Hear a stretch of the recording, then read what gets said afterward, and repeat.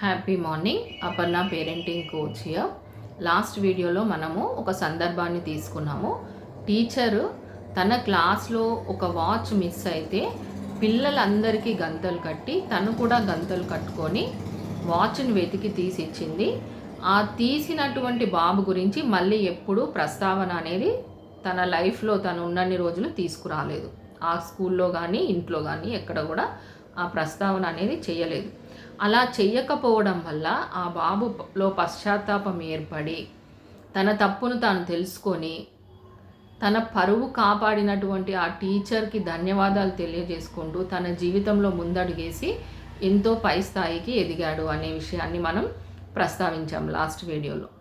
అంటే ఇదే విధంగా మనం కూడా మన ఇంట్లో ప్రతి చిన్న విషయానికి పిల్లల్ని తప్పుపట్టడము, ప్రతి చిన్నదాన్ని భూతద్దంలో చూడడము మానేయాలి.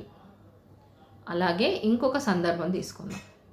అంటే ఇప్పుడు మన ఇంట్లో మనం రోజు పెరుగు తింటాం కదండి. అన్నం తిన్న తర్వాత లాస్ట్ ముద్ద పెరుగు అన్నం తప్పకుండా తింటాం మనం. అయితే ఎప్పుడన్నా పెరుగులో మనకి ఎలా తోడుతుంది అనే విషయం కూడా మనకు తెలుసు. పెరుగు ఎలా తోడుతుందండి? పాలలు కొంచెం గోరువెచ్చగా చేసి పెరుగు వేస్తే పెరుగు తోడుతుంది. ఆ పెరుగు తోడినప్పుడు ఆ పెరుగులో బ్యాక్టీరియా ఉంటుంది అన్న విషయం మనకు తెలుసు. కానీ ఎప్పుడైనా మనము తినే ముందు ఒక్కసారి భూతద్దం పెట్టుకొని లేదా మైక్రోస్కోప్ కింద ఆ పెరుగులో ఉన్నటువంటి బ్యాక్టీరియాని, ఆ పురుగుని మనం చూస్తే ఆ చూసిన తర్వాత మనం అన్నం తినగలమా చెప్పండి? అంటే సూక్ష్మాతి సూక్ష్మంగా ఎప్పుడైతే దేంట్లోకైనా మనం తలదూర్చడం మొదలుపెట్టామంటే మనం పెరుగుతో అన్నం తినలేం. అలాగే పిల్లల్లో కూడా చిన్న చిన్న ప్రతిదానికి తప్పుని వెతుకుతూ 24 గంటలు వాళ్ళ వెనకాల ఉండి తప్పులు వెతుకుతూ ఉంటే ఇంకా వాళ్ళని మనం ప్రేమించలేము.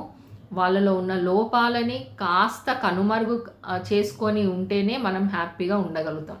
తప్పులు లేకుండా ఎవ్వరు ఉండరండి. ప్రతి ఒక్కరు ఏదో ఒక చిన్న తప్పు చేస్తూనే ఉంటారు. దాన్ని కరెక్ట్ చేయాలి, చేయొద్దని కాదు. కానీ దాన్నే పట్టుకొని ప్రతిసారి ప్రస్తావించి వాళ్ళలో గిల్ట్ ఫీలింగ్ అనేది తీసుకొని రాకూడదు. ఎప్పుడైతే వాళ్ళకి ఆ గిల్ట్ ఫీలింగ్ క్రియేట్ చేయకుండా ఉంటామో మనము, అప్పుడు పిల్లలు చిన్న చిన్న తప్పులు ఉన్నా కూడా వాళ్ళు సవరించుకొని వాళ్ళు పశ్చాత్తాపపడి వాళ్ళు జీవితంలో పైకి ఎదగడానికి మనం ఒక అవకాశం ఇచ్చినటువంటి వాళ్ళం అవుతాం. అంటే ఒక 10% ఎలా అయితే టీచర్ గంతలు కట్టుకొని గడియారాన్ని వెతికిచ్చిందో, ఎలా అయితే కర్డ్లో మనం మైక్రోస్కోప్ కింద పెట్టి బ్యాక్టీరియాని చూడకుండా అన్నం తింటున్నామో, అదేవిధంగా లైఫ్లో కూడా పిల్లలలో చిన్న చిన్న మిస్టేక్స్ ఉంటే వాటిని మనం ఇగ్నోర్ చేస్తూ ముందుకెళ్ళినప్పుడు వాళ్ళతో రిలేషన్షిప్ మెయింటైన్ చేయగలుగుతాము, వాళ్ళని ప్రేమించగలుగుతాము, వాళ్ళతో లైఫ్ని హ్యాపీగా లీడ్ చేయగలుగుతాము. థ్యాంక్ యూ అండి. ఇలాంటి మరిన్ని వీడియోస్ కోసం మా ఛానల్ని సబ్స్క్రైబ్ చేయండి.